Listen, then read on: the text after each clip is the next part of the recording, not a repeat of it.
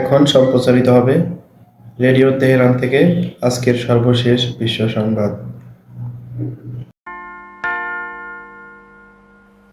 Radio Tehran, শুরু হচ্ছে বিশ্ব সংবাদ।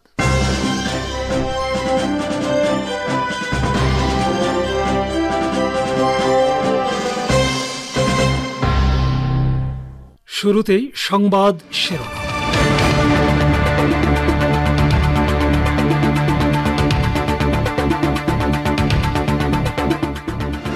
ইরানের পররাষ্ট্র মন্ত্রণালয়ের মুখপাত্র বলেছেন, মার্কিন ছাত্রদের বিক্ষোভ সারা বিশ্বের যুদ্ধবিরোধী জাগরণের প্রমাণ।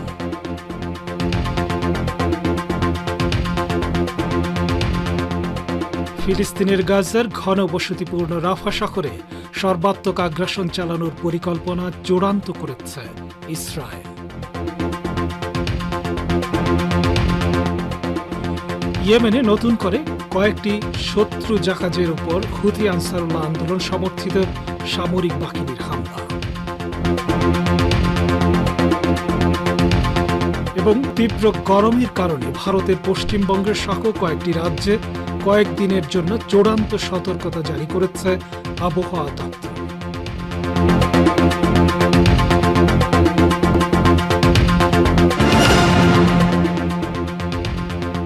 আসসালামু আলাইকুম শ্রোতা বন্ধুরা, সংবাদ শিরোনাম শুনলেন। এবার বিস্তারিত বিশ্ব সংবাদে আমন্ত্রণ জানাচ্ছি আমি সোহেল আহমেদ। ইসলামী প্রজাতন্ত্র ইরানের পররাষ্ট্র মন্ত্রণালয়ের মুখপাত্র নাসের কানআনি বলেছেন, আমেরিকার বিভিন্ন বিশ্ববিদ্যালয়ের শিক্ষার্থীরা ইহুদিবাদী ইসরায়েলের বর্বর আগ্রাসন ও গণহত্যার বিরুদ্ধে যে বিক্ষোভ প্রতিবাদ করছে তার মধ্য দিয়ে প্রমাণ হয় যে যুদ্ধের বিরুদ্ধে বিশ্বের মানুষ জেগে উঠছে। বিশ্ববিদ্যালয় ক্যাম্পাসগুলোতে বিক্ষোভরত শিক্ষক ও শিক্ষার্থীদের উপর মার্কিন পুলিশের সহিংস আচরণের নিন্দা জানিয়ে ইরানি পররাষ্ট্র মন্ত্রণালয়ের মুখপাত্র বলেন, মার্কিন পুলিশের এই সহিংসতা জেগে ওঠা বিশ্ব জনমতকে থামিয়ে দিতে পারবে না। গতকাল সাপ্তাহিক ব্রিফিংয়ে নাসের কানানি এসব কথা বলেন। তিনি বলেন, বিক্ষোভকারীদের উপর পুলিশ লেলিয়ে দিয়ে মানবাধিকারের প্রশ্নে আমেরিকা তাদের দ্বৈত নীতি প্রদর্শন করেছে। মার্কিন পুলিশের এই আচরণ ইরানের পররাষ্ট্র মন্ত্রণালয়ের কাছে গ্রহণযোগ্য নয়, বরং এটা উদ্বেগের বিষয় বলে আমরা মনে করি। বিষয়টিতে আন্তর্জাতিক সম্প্রদায়কে হস্তক্ষেপ করার আহ্বান জানান ইরানের পররাষ্ট্র মন্ত্রণালয়ের মুখপাত্র। এদিকে ইরানের পররাষ্ট্রমন্ত্রী হোসেন আমির আবদুল্লাহিয়ান বলেছেন, উপকূলবর্তী দেশগুলোর অংশগ্রহণে কেবলমাত্র পারস্য উপসাগরীয় অঞ্চলের নিরাপত্তা নিশ্চিত করা যেতে পারে। এই অঞ্চলে নিরাপত্তা নিশ্চিত করার জন্য বাইরের কোনো দেশের অংশগ্রহণের প্রয়োজন নেই এবং তা গ্রহণযোগ্যও হবে না। পারস্য উপসাগরীয় দিবস উপলক্ষে আমির আবদুল্লাহিয়ান গতকাল এ বক্তব্য দেন। ফার্সি 10 উর্দি বেহেশত মোতাবেক গতকাল 29 এপ্রিল ইরান বার্ষিক পারস্য উপসাগর দিবস উদযাপন করেছে। 1622 সালের এই দিনে পর্তুগালের নৌবাহিনীকে পারস্য উপসাগর থেকে বহিষ্কার করা হয়। আমির আবদুল্লাহিয়ান বলেন, পারস্য উপসাগর যেমন অনন্য বাণিজ্য রুট হিসেবে ইউরোপ, আফ্রিকা এবং দক্ষিণ ও দক্ষিণ পূর্ব এশিয়ার মধ্যে কাজ করছে, তেমনি কৌশলগত দিক থেকেও আন্তর্জাতিক যোগাযোগ ব্যবস্থায় এই নৌ রুটের বিশেষ গুরুত্ব রয়েছে। পারস্য উপসাগর আটলান্টিক মহাসাগর, ভূমধ্য সাগর, লোহিত সাগর এবং ভারত মহাসাগরকেও যুক্ত করেছে। পারস্য উপসাগরের যেমন রয়েছে ঐতিহাসিক গুরুত্ব, তেমনি এর সভ্যতা, সংস্কৃতি, ভৌগোলিক অবস্থান এবং অর্থনীতি, রাজনীতি, জ্বালানি পরিবহন ও রাজনৈতিক দিক থেকেও রয়েছে আলাদা গুরুত্ব। ইরানের পররাষ্ট্রমন্ত্রী বলেন, এই জটিল নিরাপত্তা ব্যবস্থা নিশ্চিত করার জন্য শুধুমাত্র উপকূলীয় দেশগুলোর অংশগ্রহণ প্রয়োজন, বাইরের কোনো দেশের অংশগ্রহণ কোনোভাবেই সমর্থনযোগ্য নয়। ফিলিস্তিনের অবরুদ্ধ গাজা উপত্যকার ঘন বসতিপূর্ণ রাফা শহরে সর্বাত্মক আগ্রাসন চালানোর পরিকল্পনা চূড়ান্ত করেছে ইহুদিবাদী ইসরায়েলের বর্বর বাহিনী। ইসরায়েলের ওয়াইনেট নিউজ ওয়েবসাইট আজ এ খবর দিয়েছে। প্রতিবেদনে বলা হয়েছে, ইসরায়েলি সেনাপ্রধান হেরজি হালেভি রাফা শহরে আগ্রাসন চালানোর ব্যাপারে পরিকল্পনায় চূড়ান্ত অনুমোদন দিয়েছেন। খবরে আরও বলা হয়েছে, বন্দি বিনিময়ের চুক্তির বিষয়ে ইসরায়েলি বাহিনী 48 থেকে 72 ঘণ্টা অপেক্ষা করবে। এর মধ্যে যদি কোনো চুক্তি না হয় তাহলে আগ্রাসন শুরু করবে ইসরায়েলি বর্বর বাহিনী। ইহুদিবাদী ইসরায়েলের বহু সংখ্যক ট্যাঙ্ক এরই মধ্যে অধিকৃত ফিলিস্তিন এবং গাজা সীমান্তে অবস্থান নিয়েছে। বন্দি বিনিময়ের ব্যাপারে যদি আলোচনায় অগ্রগতি হয় তাহলে রাফা শহরে আগ্রাসন স্থগিত বা বিলম্বিত করা হতে পারে। রাফা শহরে বর্তমানে 15 লাখ ফিলিস্তিনি অবস্থান করছেন। সেখানে ইসরায়েল আগ্রাসন শুরু করলে ব্যাপক গণহত্যা সংঘটিত হবে বলে আশঙ্কা করা হচ্ছে। ইয়েমেনের হুথি আনসারুল্লাহ আন্দোলন সমর্থিত সামরিক বাহিনী নতুন করে কয়েকটি শত্রু জাহাজের উপর হামলা চালিয়েছে। ফিলিস্তিনের অবরুদ্ধ গাজা উপত্যকার সাধারণ মানুষের উপর ইহুদিবাদী ইসরায়েল যে বর্বর আগ্রাসন ও গণহত্যা চালাচ্ছে তার প্রতিবাদে ইয়েমেন থেকে হামলা হল। ইয়েমেনি সামরিক বাহিনীর মুখপাত্র ব্রিগেডিয়ার জেনারেল ইয়াহিয়া সারি গতকাল এক ভিডিও বার্তার মাধ্যমে নতুন অভিযানের কথা জানিয়েছেন। তিনি বলেন, লোহিত সাগরে আমেরিকার 2টি যুদ্ধজাহাজ এবং কয়েকটি ড্রোনে হামলা সহ শত্রুদের যুদ্ধজাহাজের বিরুদ্ধে কয়েক দফা অভিযান চালানো হয়েছে। এসব অভিযানে লক্ষ্য অর্জিত হয়েছে বলে জানান ইয়াহিয়া সারি। অভিযানগুলোতে ইয়েমেনের ক্ষেপণাস্ত্র ইউনিট এবং ড্রোন ইউনিট সহ সশস্ত্র বাহিনীর বিভিন্ন ইউনিট যোগ দেয়। জেনারেল সারি জানান, লোহিত সাগর দিয়ে দখলদার ইসরায়েলের বন্দরের দিকে যাওয়ার সময় সাইক্লেড নামে একটি জাহাজে হামলা চালানো হয়। এছাড়া MSC ওরিয়ন নামে ইসরায়েলের একটি জাহাজ ভারত মহাসাগর দিয়ে যাওয়ার সময় ইয়েমেনের সেনারা জাহাজটি লক্ষ্য করে কয়েকটি ড্রোন দিয়ে হামলা চালায়। ইয়েমেনের সেনা কর্মকর্তা বলেন, গাজা উপত্যকায় ইহুদিবাদীদের বর্বর আগ্রাসন বন্ধ না হওয়া পর্যন্ত ফিলিস্তিনের প্রতি সমর্থন জানিয়ে এ ধরনের অভিযান অব্যাহত থাকবে। আপনারা বিশ্ব সংবাদ শুনছেন রেডিও তেহরান থেকে, আর প্রচারিত করছে বাংলাদেশ ও ভারতে শর্টওয়েভ 25 মিটার ব্যান্ডে। বাংলাদেশের 3টি বেসরকারি বাণিজ্যিক ব্যাংকের বিরুদ্ধে ঋণ কেলেঙ্কারির অভিযোগ তদন্তের আদেশ বাতিল করেছে হাইকোর্ট। ব্যাংকগুলো হল ইসলামী ব্যাংক, সোশ্যাল ইসলামী ব্যাংক এবং ফার্স্ট সিকিউরিটি ইসলামী ব্যাংক। সুপ্রিম কোর্টের আপিল বিভাগের এক রায়ের পরিপ্রেক্ষিতে বিচারপতি মোহাম্মদ নজরুল ইসলাম তালুকদার এবং বিচারপতি কাজী এবাদত হোসেনের হাইকোর্ট বেঞ্চ এ সিদ্ধান্ত জানান। তবে দুর্নীতি দমন কমিশন বা Dudok, Bangladesh bank, Bangladesh financial intelligence unit এবং পুলিশের অপরাধ তদন্ত বিভাগ প্রয়োজন মনে করলে এ বিষয়ে আইনি ব্যবস্থা নিতে পারে বলে জানিয়েছে আদালত। এর আগে বিদেশে এস আলম গ্রুপের সম্পদের অভিযোগ তদন্তের বিষয়ে হাইকোর্টের স্বপ্রণোদিত রুল চলতি বছরের 5 ফেব্রুয়ারি খারিজ করে দিয়েছিল আপিল বিভাগ। এর পরিপ্রেক্ষিতে আজ হাইকোর্ট 3 ইসলামী ব্যাংকের বিরুদ্ধে তদন্তের আদেশ বাতিলের সিদ্ধান্ত দেয়। পরে এস আলম গ্রুপের আইনজীবী আহসানুল করিম বলেন, হাইকোর্টের রায়ের পর ইসলামী ব্যাংক, সোশ্যাল ইসলামী ব্যাংক এবং ফার্স্ট সিকিউরিটি ইসলামী ব্যাংকের ঋণ কেলেঙ্কারির অভিযোগের বিষয়ে তদন্তের নির্দেশনা রইল না। এদিকে দুদকের আইনজীবী খুরশিদ আলম খান বলেন, দুদক, বাংলাদেশ ব্যাংক, BFIU এবং CID চাইলে 3 ব্যাংকের ঋণ কেলেঙ্কারির অভিযোগ তদন্ত করতে পারে।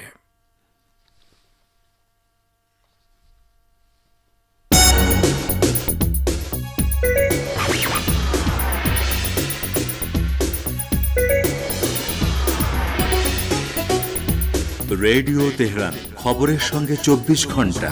ভিজিট করুন আমাদের ওয়েবসাইট parstoday.ir/dn।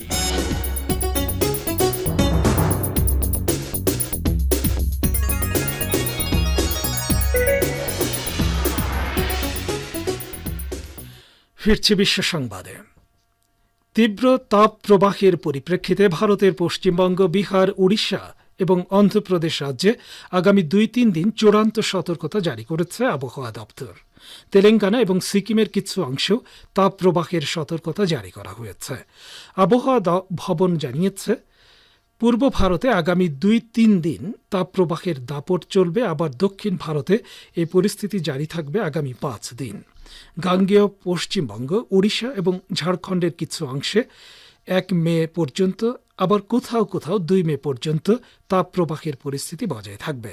অন্যদিকে রায়লসীমা, অভ্যন্তরীণ কর্ণাটক, তামিলনাড়ু, অন্ধ্রপ্রদেশে 3 মে পর্যন্ত তাপপ্রবাহ চলবে। এদিকে আজ দুপুরে শহরের তাপমাত্রা পৌঁছে যায় 43 ডিগ্রি সেলসিয়াসে কলকাতায়। গতকাল দুপুরে শহরের তাপমাত্রা ছিল 41.7 ডিগ্রি সেলসিয়াস। মাত্র 24 ঘন্টার মধ্যে সেই তাপমাত্রা 2 ডিগ্রি বেড়েছে কলকাতায়। সে সাথে ভেঙেছে গত 7 বছরের রেকর্ড। পাকিস্তানের প্রধানমন্ত্রী শাহবাজ শরীফ বলেছেন, ফিলিস্তিনের অবরুদ্ধ গাজা উপত্যকায় স্থায়ীভাবে যুদ্ধ বন্ধ না হলে পৃথিবীতে শান্তি আসবে না। দখলদার ইসরায়েল গাজায় গণহত্যামূলক যুদ্ধ পরিচালনা করছে বলেও তিনি উল্লেখ করেন। সৌদি আরবের রাজধানী রিয়াদে গতকাল বিশ্ব অর্থনৈতিক ফোরামের বৈঠকে দেয়া বক্তৃতায় এসব কথা বলেন পাকিস্তানের প্রধানমন্ত্রী। গত 7 অক্টোবর থেকে গাজা উপত্যকায় বর্বর আগ্রাসন ও গণহত্যা চালিয়ে আসছে দখলদার ইহুদিবাদ ইসরায়েল। তিনি বলেন, গাজা যুদ্ধ সহ বিভিন্ন যুদ্ধের কারণে বিশ্বে মুদ্রাস্ফীতি বেড়ে গেছে। এই মুদ্রাস্ফীতি উন্নয়নশীল দেশগুলোর কোমর ভেঙে দিচ্ছে বলেও মন্তব্য করেন পাকিস্তানের প্রধানমন্ত্রী। এর আগে চলতি সপ্তাহের প্রথম দিকে সৌদি আরব এবং পাকিস্তান এক যৌথ বিবৃতির মাধ্যমে গাজা ইহুদিবাদ ইসরায়েলের আগ্রাসন থামানোর জন্য আন্তর্জাতিক সম্প্রদায়ের প্রতি আহ্বান জানিয়েছিল। ইহুদিবাদ ইসরায়েলের যুদ্ধবাজ প্রধানমন্ত্রী বেনিয়ামিন নেতানিয়াহুর বিরুদ্ধে চলতি সপ্তাহে গ্রেফতারি পরোয়ানা জারি করতে পারে আন্তর্জাতিক অপরাধ আদালত বা আইসিসি। ফিলিস্তিনের অবরুদ্ধ গাজা উপত্যকায় বর্বর আগ্রাসন, গণহত্যা এবং মানবতা বিরোধী অপরাধের অভিযোগে এই গ্রেফতারি পরোয়ানা জারি হতে পারে। মার্কিন টেলিভিশন চ্যানেল এনবিসি গতকাল এ খবর দিয়েছে। এতে বলা হয়েছে, নেতানিয়াহুর পাশাপাশি ইসরায়েলের শীর্ষ পর্যায়ের কর্মকর্তাদের বিরুদ্ধেও গ্রেফতারি পরোয়ানা জারি করা হতে পারে। দখলদার ইসরায়েলের এক কর্মকর্তার বরাত দিয়ে এনবিসি দাবি করেছে, নেতানিয়াহুর পাশাপাশি যুদ্ধমন্ত্রী ইয়োব গ্যালেন্ট এবং অজ্ঞাতনামা কয়েকজন শীর্ষ সামরিক কর্মকর্তার বিরুদ্ধে এই পরোয়ানা জারি করা হবে। তবে গ্রেফতারি পরোয়ানা জারি করা থামাতে কূটনৈতিক চ্যানেলে চেষ্টা চালাচ্ছে তেল আবিব। ইসরায়েলি গণমাধ্যমের তথ্য অনুসারে যেসব সামরিক কর্মকর্তা আইসিসির গ্রেফতারি পরোয়ানার মুখে পড়তে পারেন তার মধ্যে সেনাপ্রধান হেরজি হালেবিও রয়েছেন। আইসিসি এই খবরকে অস্বীকার করেনি, আবার নিশ্চিত করেনি। সংস্থাটি এনবিসি টেলিভিশনকে জানিয়েছে, তারা স্বতন্ত্রভাবে ফিলিস্তিনের পরিস্থিতি তদন্ত করছে।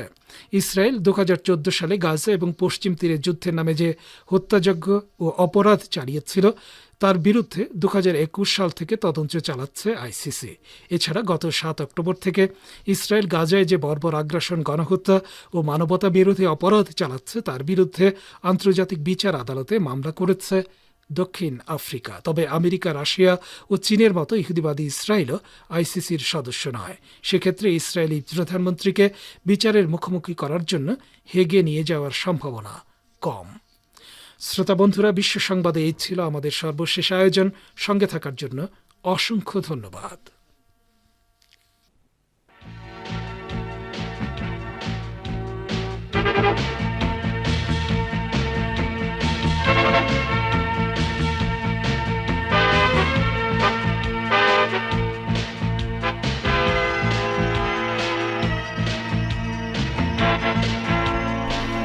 এবার আমন্ত্রণ জানাচ্ছি সংবাদ ভাষ্যের অনুষ্ঠান দৃষ্টিপাতে। পশ্চিমা নীতি গণতন্ত্র, মানবাধিকার এবং বাকস্বাধীনতাকে নিপীড়নের হাতিয়ারে পরিণত করেছে। ফলে শুধু রঙিন ত্বকের মানুষেরাই জাতিগত বৈষম্যের বিরুদ্ধে লড়াই করছেন তা নয়, একই সঙ্গে আমেরিকার বিশ্ববিদ্যালয়ের অধ্যাপক, এমনকি অনেক সরকারি কর্মকর্তা ও তাদের সন্তানেরাও প্রতিবাদে সোচ্চার হয়েছেন। এ সম্পর্কে আজকের দৃষ্টিপাতে শুনুন আমাদের ভাষ্যকারের একটি বিশ্লেষণ। পরিবেশনায় রয়েছেন আমির হোসেন।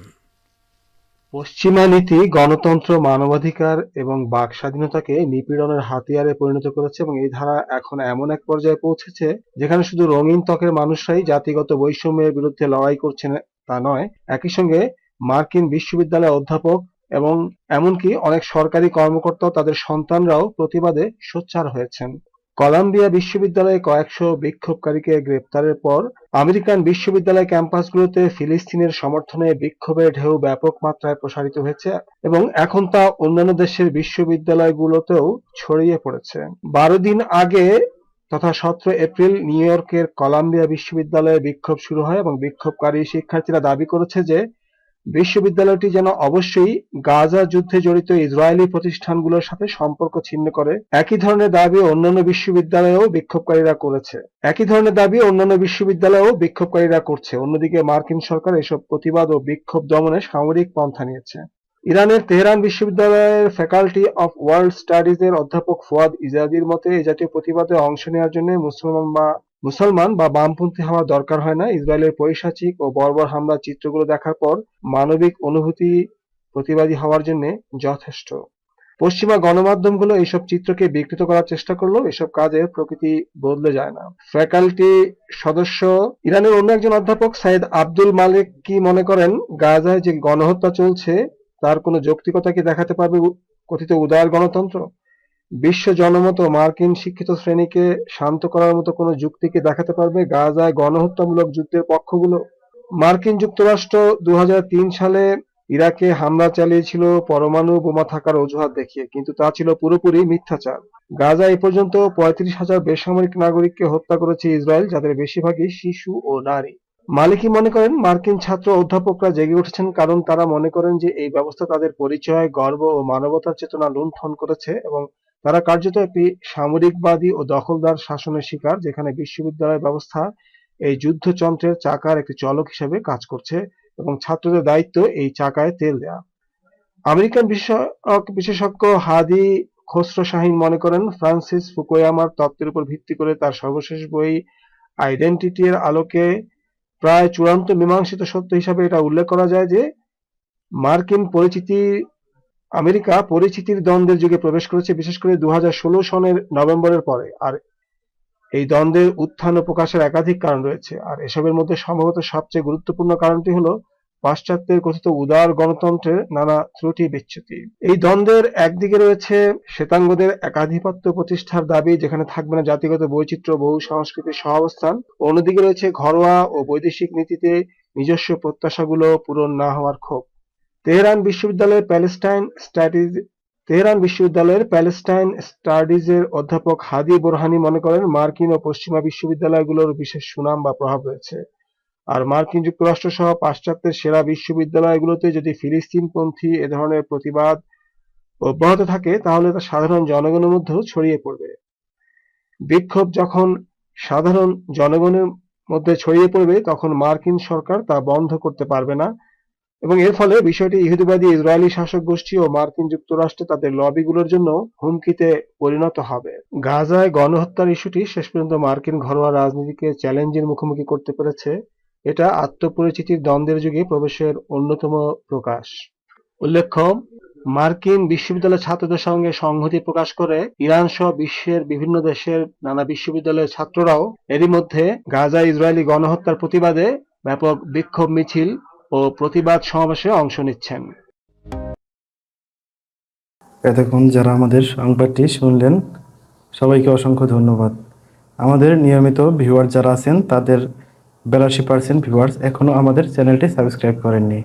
সো যারা আমাদের চ্যানেলটি এখনও সাবস্ক্রাইব করেননি দয়া করে সাবস্ক্রাইব করে দিন এবং নিয়মিত আমাদের পাশে থাকবেন আশা করি। ধন্যবাদ সবাইকে।